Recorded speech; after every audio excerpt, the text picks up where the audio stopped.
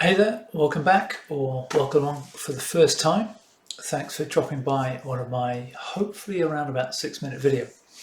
So I've spoken a lot in previous videos about the calorie and why I don't think it's fit for purpose. And I've also spoken about how we can replace that, and we are far better off looking at the chemicals of our food and the chemical interaction of our food with our bodies. We absorb the chemicals from our foods.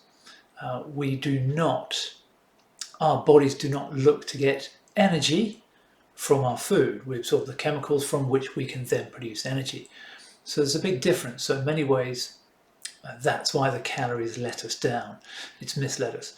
Anyway, that's been previous videos. Today I wanted to talk about the timing of food.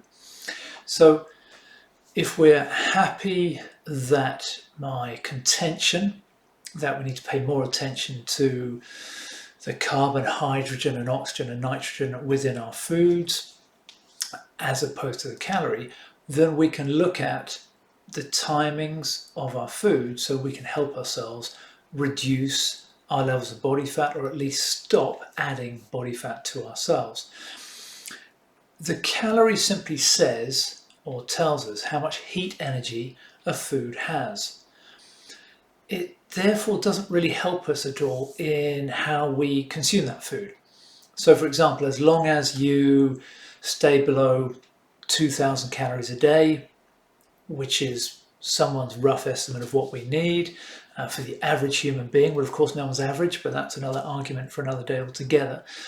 Then they say you consume or you need 2,000 calories a day to run your normal life. So if you consume less than that, you should reduce weight. Of course, that's not going to happen necessarily because no one's average. But it doesn't really tell you how to consume that food or where to consume it or what the health context of that food is. It gives you none of that. So you can consume all those calories at night, for example, and as many people do by mistake.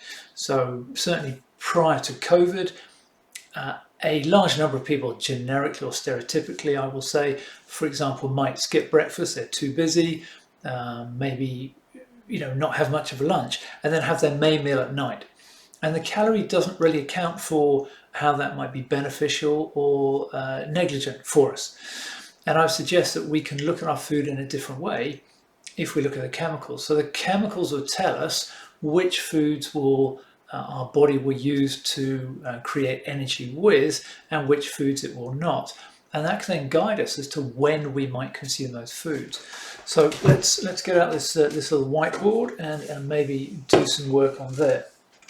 So it's pretty simple. If you're comfortable that we're saying, for example, all of our foods, bar a few, contain carbon, hydrogen and oxygen, and that is also the makeup of our body fat. So foods that are high in those can be easily converted into body fat, and foods that have less of those or have the addition of nitrogen can therefore be used later on in the day. So essentially we need to reverse, if you're happy with that contention, and there are other videos on that, we need to reverse the way in which we eat. There's that very famous old saying, probably not that famous, I'm probably making that up. There is a saying out there to eat breakfast like a king, lunch like a prince, and dinner like a pauper. And as much as that's fairly sexist, so we can say, other terms of saying that, but essentially that's a fairly good way of looking at our food. If we ignore the calorie, that'd be great. And if we look at our foods from those which give us most energy, we can look at the order of our foods through the day. So essentially here, so AM, early AM, I'm not even going to call that breakfast, but early AM, that first meal of the day, and when we're getting going for the day, that's when, if we have to, if we're addicted to them, that's when we can eat our sugar-based foods.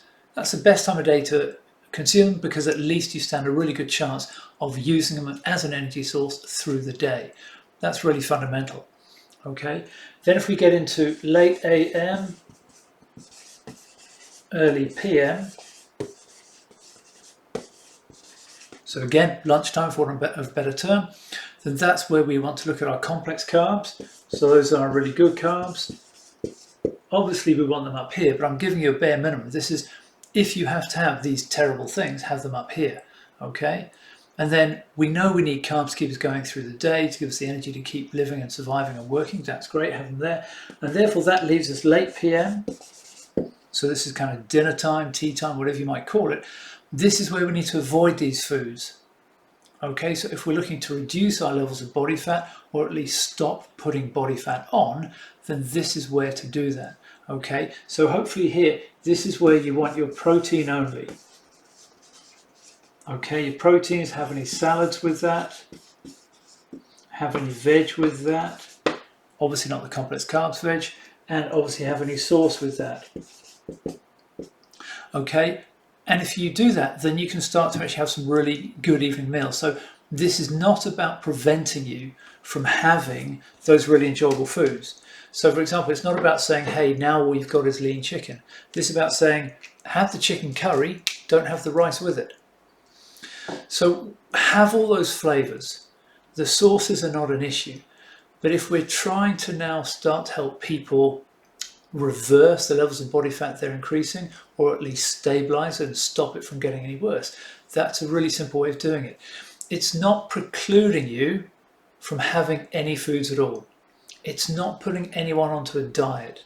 It's simply saying, if you understand the chemical relationship between food and ourselves at a basic level, so that's only looking at them from the point of view of carbon, hydrogen, oxygen, and nitrogen, then you get to understand what you can eat at certain times of the day.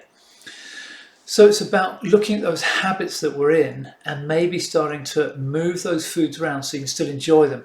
Many of us, rightly or wrongly, are addicted to certain foods, and those foods are relatively negative for our levels of body fat.